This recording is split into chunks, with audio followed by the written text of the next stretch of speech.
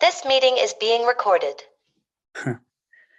Good morning, good evening, good afternoon. Welcome to another episode of Athlete of the Week with your host, Thomas Webb. Just for the benefit of my guest today and for anyone watching, the point of this is mainly for my benefit to record conversations with interesting people I like to just sit down and have a conversation with, go a bit deeper than you usually would, and to document it, put it on YouTube. It's kind of like an archive for myself, and if anyone can take any value or interest out of it, then that's a bonus. So yeah, and as always, I like to theme it around the subject of athlete and athletics, and like getting on a person who I think will be interesting for me and I can take something away from, just go a bit deeper, see their perspective on life as well as sport, athletics, what they're currently doing, their current system, their habits, things like that. So without further ado, I've got Stu Magill on today. So very nice to have you on the show, Stu. How are you doing today? Hi Thomas. Great. From snowed in Rathfriland to 28-degree Paris. Yeah, that's right. From Northern Ireland to Australia. This is the power of the internet. I think the connection's hopefully decent enough. But yeah, snow right where you are at the moment, and you've just let's start off. Just tell a bit about yourself, Stu. Just if you can, just sort of your background in terms of yourself, and also in terms of like your sports, your interests, your hobbies, your activities, things like that. Yeah, I mean, I'm a very regular guy. I'm now officially middle-aged, although I'm not. I kind of dodged getting settled down and married and stuff like that, so I have no kids, which is part of the able to do time for sport. Yeah. I work as an office guy, coding computers. I have been a teacher. I've been involved in teaching sport and outdoor sports at various stages as well. So between doing it and kind of encouraging others to do it, it's been a big part of my life. I suppose the other kind of theme to my life, which you probably know about, is kind of my interest in growing organic food and having people come here to learn to live a kind of more sustainable life and grow their own food and provide their own timber for heat and stuff like that. So again, that's kind of closely related to the physicality of, well, first being outdoors and also keeping his body moving so that I can bend over or use an axe going forward. I'd like to be doing this all for quite a long time. So I suppose longevity and robustness is probably becoming more of a theme in my athletic world, if you like.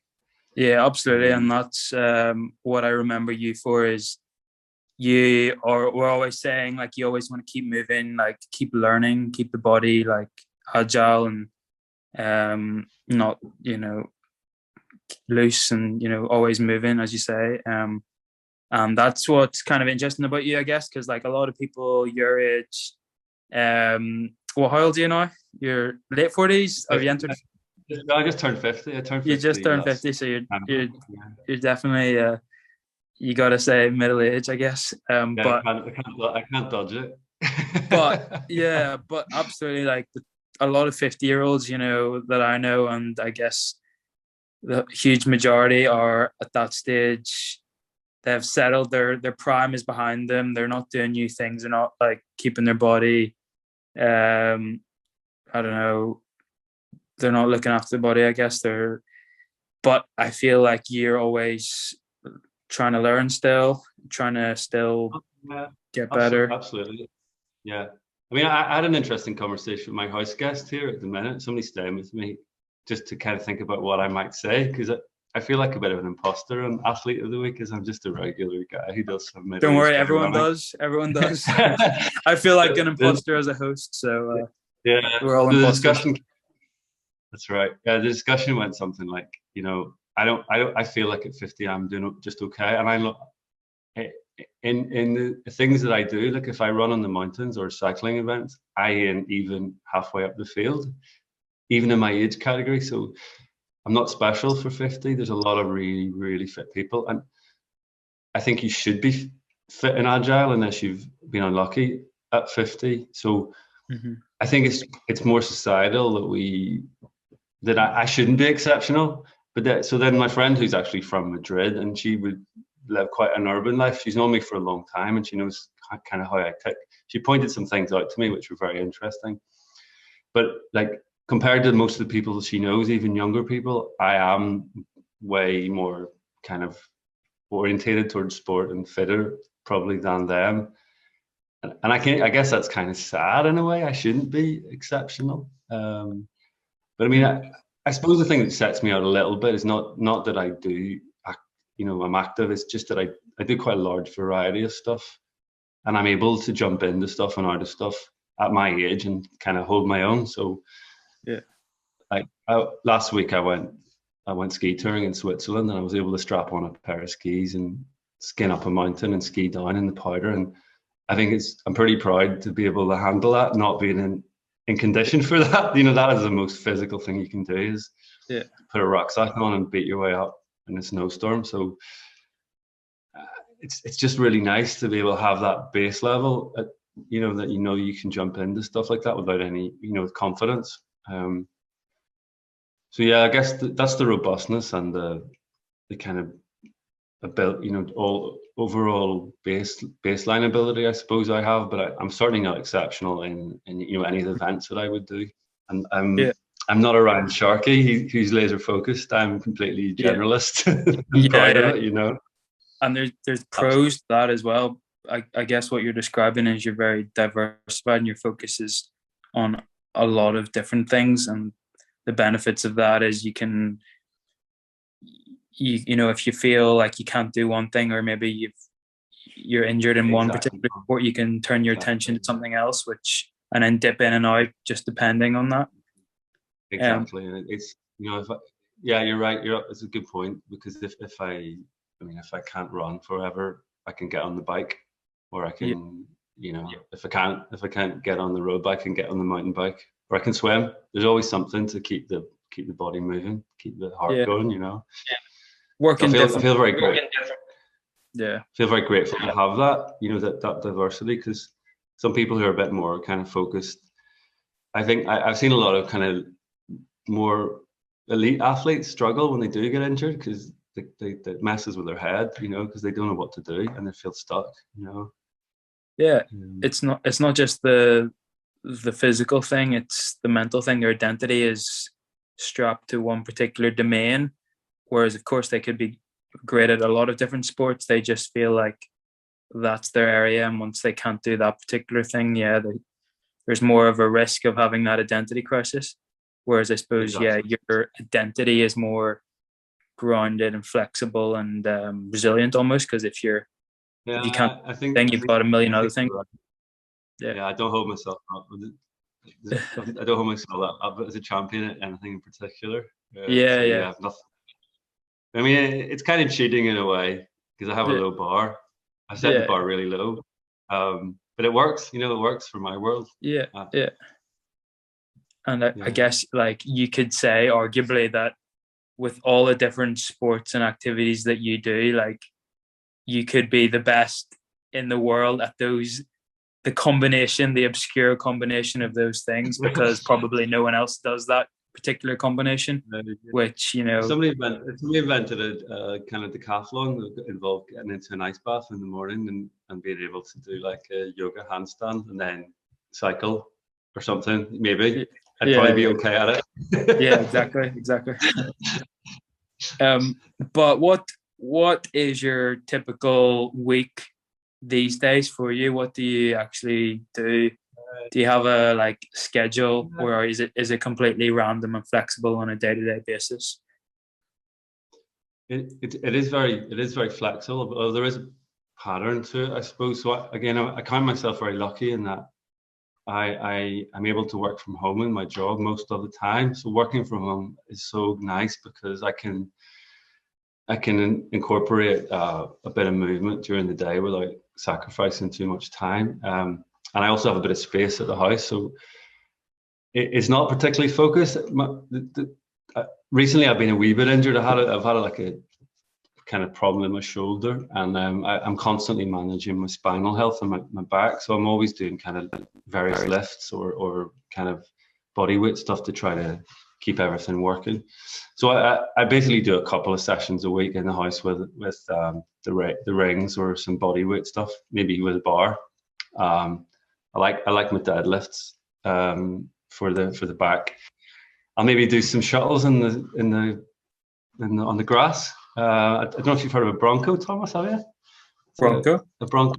It came out of rugby union, I think. It's like a fitness test. It's 20, 40, 60 meter shuttles there and back, and you repeat it 5 times. And various great rugby players like Richie McCauley would post their times, or more recently, like some of the All Blacks, phenomenal. And they would do this after like a full training session as well. Yeah. So it doesn't take much space. All you need is is it 60? I think is the maximum.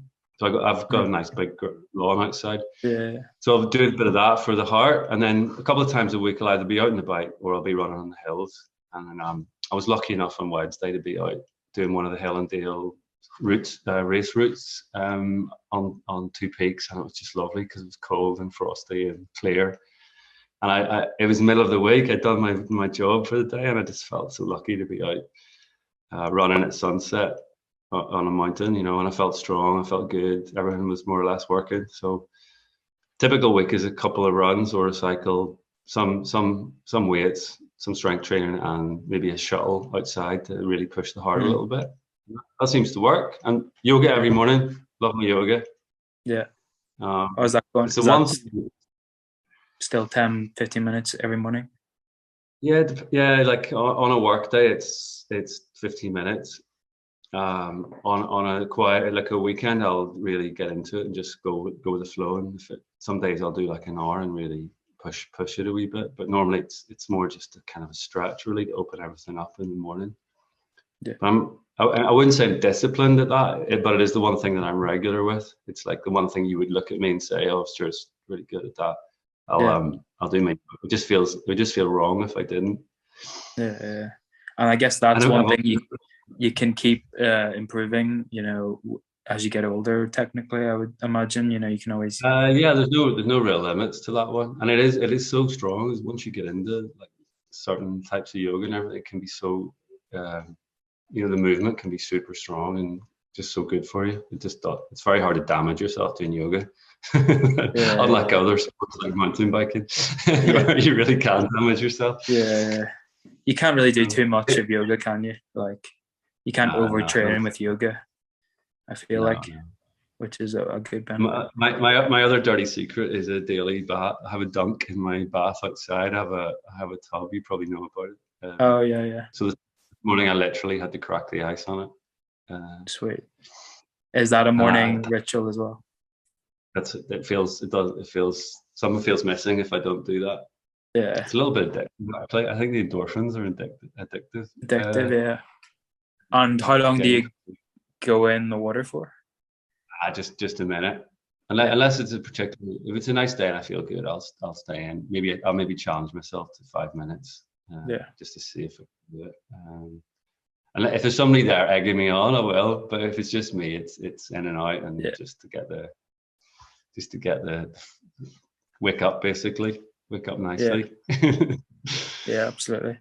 It sounds like your week is very balanced. It's geared towards like taking care of a lot of different areas. Your heart, your cardio, your muscle strength and mass, and your flexibility as well. Like, it's very balanced. You're not trying to push too hard in one domain at this stage. That's right, Thomas. Yeah, you're absolutely right. And I think as I get older, I'm becoming. I try to dodge this, but I am more aware of the fact that I'm not increasing in my ability to do things. The body is going to deteriorate, so it is more about what I really want to be doing is running up a hill when I'm 70. Yeah. You know what I mean? At least being able to do that, or swim in a lake, and to do that, I don't want to like push too many things too hard too much of the time. So it is.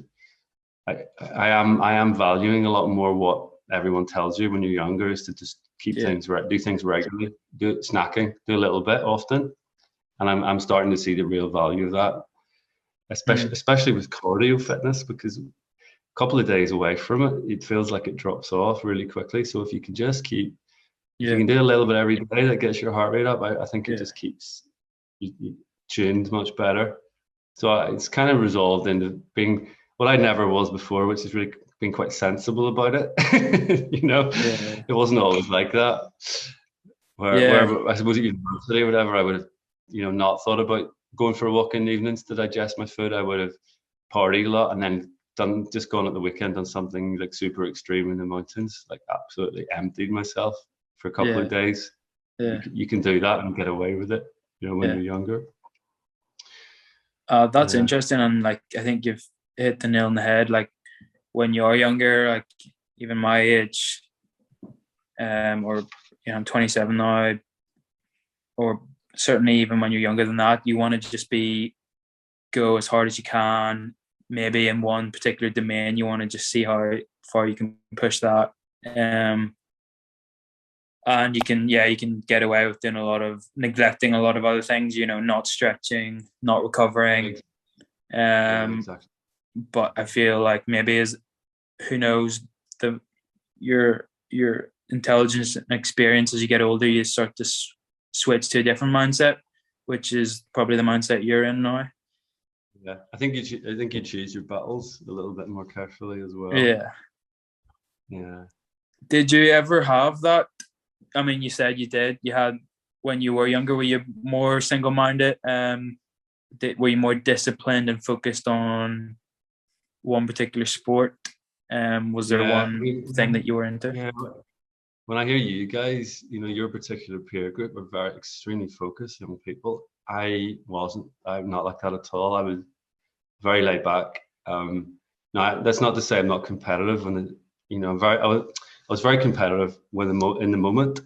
So I played rugby. I got some athletics, like medals for Ulster. I think I got in the All Irelands once, but nothing exceptional. Not like Ryan Sharkey. But it was, it was really good to have that confidence and the great set of heart and lungs to go forward with. And at university, I went from playing the club rugby I took up like individual sports like rock climbing and mountaineering. And I moved into a whole area where I was really not a total rookie. I'm not particularly talented, really, not a talented climber, but I really loved it so much I stuck at it. So I was competitive with myself and I pushed myself to do things which were really quite hard. But climbing's a funny sport in that you're not being measured in a league or unless it's indoor climbing or competition climbing, which wasn't really part of what we did. It's with yourself. It's you pushing your own grid. So while my grade was very modest, it's still the same thing as anyone at the top of their game. You've got to have the head. You've got to look after your head and push yourself to get over that, that next level. And it's frightening as well because there are real consequences to it. So yeah, I would push hard with people in certain things, but not nothing. I never had one sport and thought that's what I want to do. That was my gift and my problem, if you like, is that I just tried everything. And I did it to a mediocre, sometimes okay level, kayaking, kite surfing, mountain biking, running, all these things. Okay, a lot of them, some great moments in some of them, but mostly just average guy, but happy out with it. And probably the theme is more about the variety of stuff that I did and also sharing it with other people. So there's a big overlap between sport and the outdoor world for me. So my happiest memories are organizing other people to go out on expeditions or, taking school kids away rock climbing or on camping trips or organizing for my friends to go on a road trip. As we get older, I've introduced quite a few people to hill running and just getting them over to Scotland for a new experience is something I'm pretty passionate about. So that's what would drive me, is possibly enabling other people rather than being the kind of superstar myself. It was never really my thing. So to answer your question, when I was younger, while I was part of some quite kind of high level teams and stuff like that, I was only ever kind of the team member. That I wasn't the star, and I was happy to do that. So I never thought, yeah, I want to do this. I want to be the best at this. And And that's always been my thing. Yeah, it's variety, I suppose. And there's a good case for that. Like, you know, there's a lot of sacrifices. Like, I guess Ryan Sharkey, if anyone who's watching you got to watch that interview, but he's a particular case of an extreme focused mindset, which is something he chooses. But you can see with that, there's cons, I guess. There's sacrifices you have to make, you know, big sacrifices. And I guess the question that I ask myself is, like, that is an option to just commit myself to one thing, but are the sacrifices worth it? If, you know, they would be worth it if you were a professional in that sport, if you were getting paid, if, you know, your whole career and identity and well-being is based on being good at that thing. But if you're, I don't know, for me, if I was at my level, like, I could get really good at something, but I'm never going to be a professional, I feel like. So there's reasons to say, why would you do that with all the sacrifices in mind? Like, another part of me has that mindset where I just want to do every sport just for the fun of it. I want to do new things. Like, I love sport, I love activity. When I'm doing a particular sport activity, I'm thinking, this is great, I want to just do this. And then, but I know that's just me being caught up in the moment. And then I know there's always another sport that I'll just love anyway. So I've realized I just generally love all sport, and there's benefits to that because, as you said, it's not just about the physical benefits. It's not about what you're getting out of it, but it's also about the variety in terms of the people that you meet as well. Like, if you just play football, you're going to meet the same people all the time. You're going to meet the footballers, you're going to meet the lads.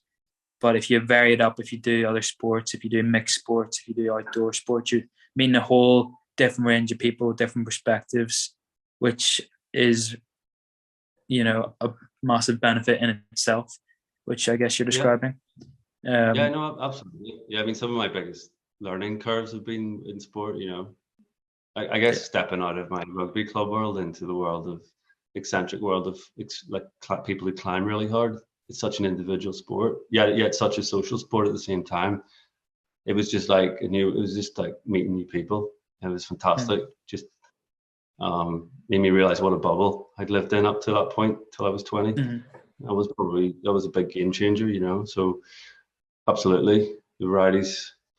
But I mean, it's not to say that the pursuit of one thing for a while has not got its own benefits if you don't make it. Yeah. I mean, I'm pretty sure Ryan was saying that he's out to enjoy himself. If he gets there, it's great. But I would say that he's not going to be unhappy if he, you know, as long as he tries hard and does his best. If he doesn't make it, he's still gonna, you know, he's gonna be happy with that.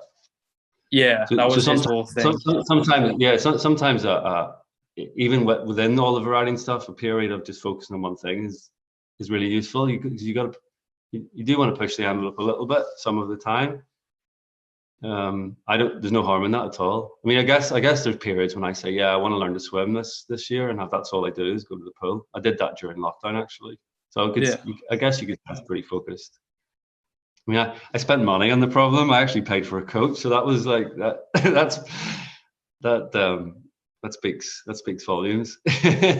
Yeah. Oh, I did Marty's Mile. You know, down at Camla, Thomas, where we swam once. Oh yeah. I guess that was a minor milestone achievement. Yeah, I swam to the buoy and back, the long one. Oh, class. Yeah. That was fun. How far is that? Yeah, I think it's just a mile. A mile. Maybe a mile and a bit. Still. But but that was like coming out and not being able to swim for a while because I'd been really sore. So I was pretty happy about that. Yeah, definitely. There's a swim just like from the coast, which is 5 minutes away, to this island called Rottnest every year, and it just happened a few weeks ago. It's Rottnest swim, and it's 20 kilometers. You can do it in like individual or a team of 4, but I was watching it the other day, but it sort of inspired me. I could do that. Right. Like swimming's not my natural thing, but I just love to be able to like do that sort of challenge. 20K would be impressive, Thomas. I couldn't do it as a one. Well, I could, but I think You a never know. 4 or a 2 would be more realistic and more doable. Yeah. Yeah. It's a bit warmer. It's a bit warmer down there than Uri. Yeah, true. Bit more sharky though. Bit more sharky. Yeah, that's the other thing you got to watch out for. But yeah, no, you're saying. I guess you're making a point that like, you're not afraid to just at certain moments take inspiration and motivation from one thing and just for a while focus on that. Yeah. And then after that challenge, then you can switch and turn to something else. Small periods you can be quite focused at. Exactly. I mean, I'll only take it so far because it's just not my nature. My nature is extreme in its balance, if you know what I mean. But so I have my moments. I mean, I do pursue certain things. Like the last one was trying to do that challenge with a plank. There's a 3-minute song by Moby. Have you come across that? It's probably really old now. But Ray Sally up, Ray Sally down. That one. Sally up, yeah. Every time I hear that, it makes me feel. I feel pain just hearing the song. Have you been able to do the whole 3 minutes? The whole song? Yeah. Wow, fair play. That's a challenge in itself. Like that requires focus and consistency for a good few months, surely. Yeah, I know. It's if you've got good core, you'll be grand. You just need a couple of warm-up goes, and you'll be fine. I remember trying it at uni, and I couldn't do it. I think I got really maybe halfway with a friend. Yeah, but I never really work on my core actually. So, but yeah, maybe that's a challenge for the future. There you go. That's from the old guy. If you can do it, I'll have to try and do it now, surely. Exactly. Exactly. But I guess, what was I going to say?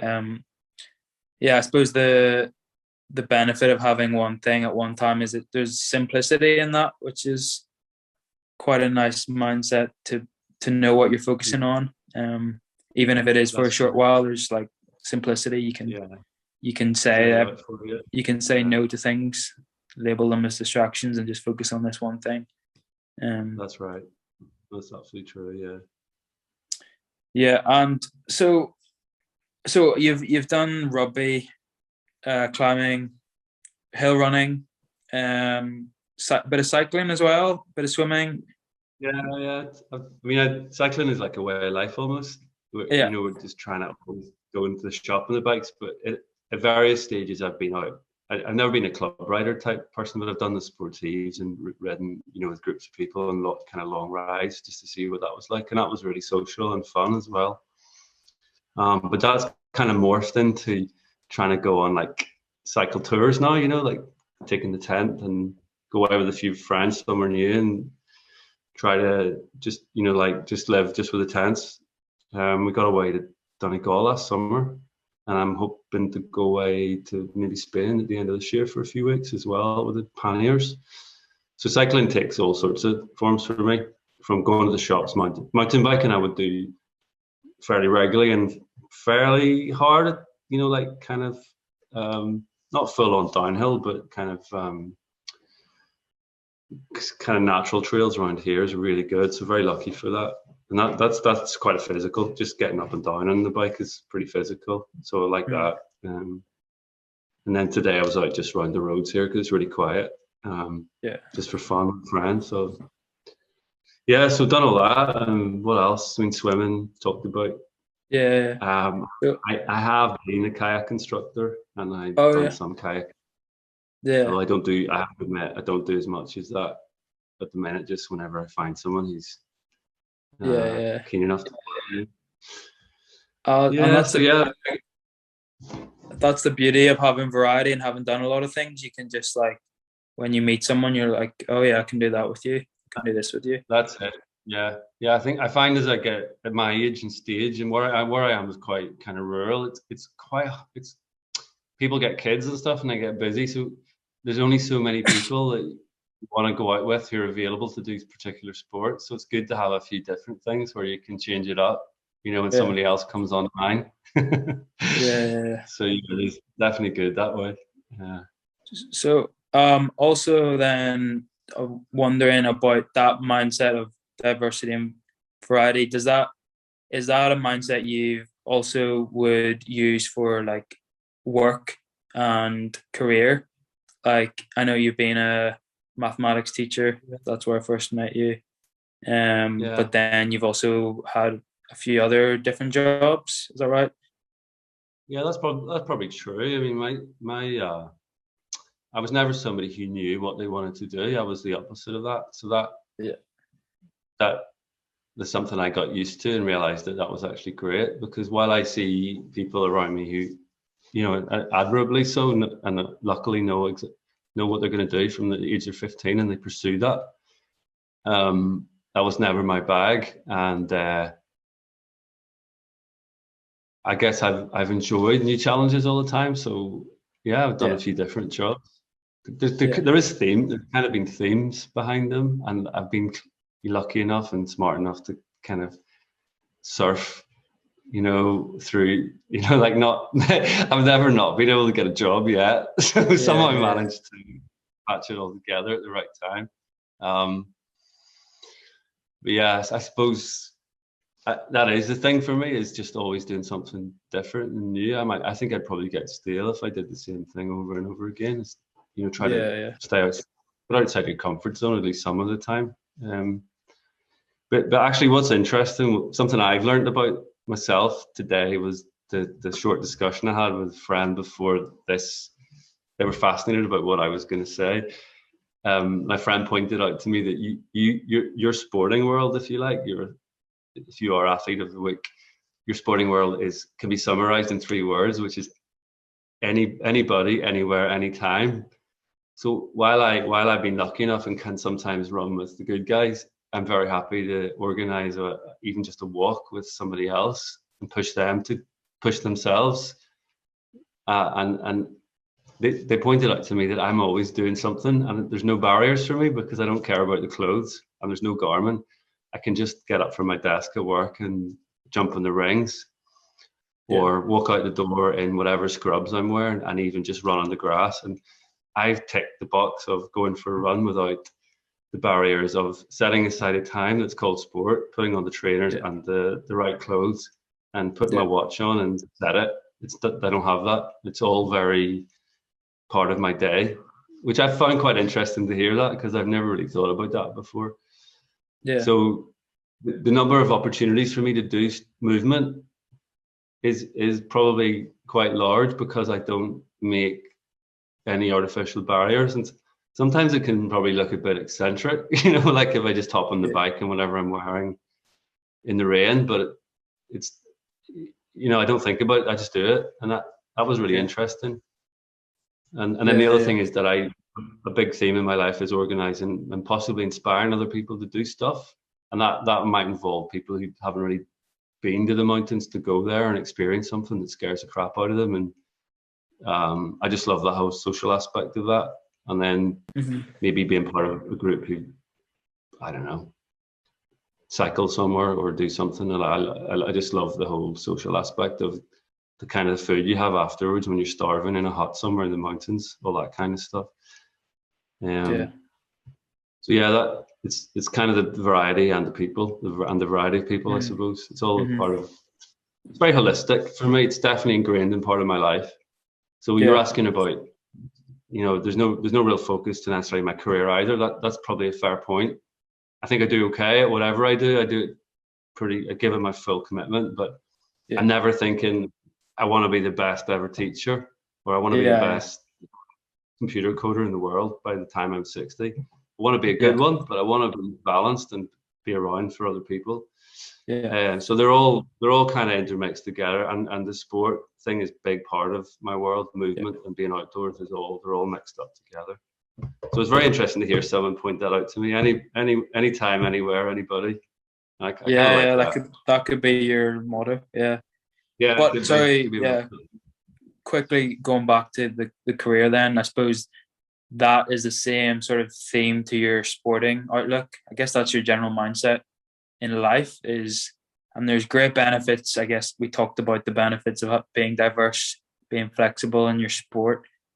And the exact same applies to career. Like you're flexible, you're employable, you're not reliant on one specific thing, which I guess in today's society, we're conditioned to choose one thing from an early age and be focused and just progress very narrowly, which I guess not many people go against, and it's quite admirable, I think, for the people that do like to be not necessarily follow those rules. And there's great benefits to doing different, like, new things.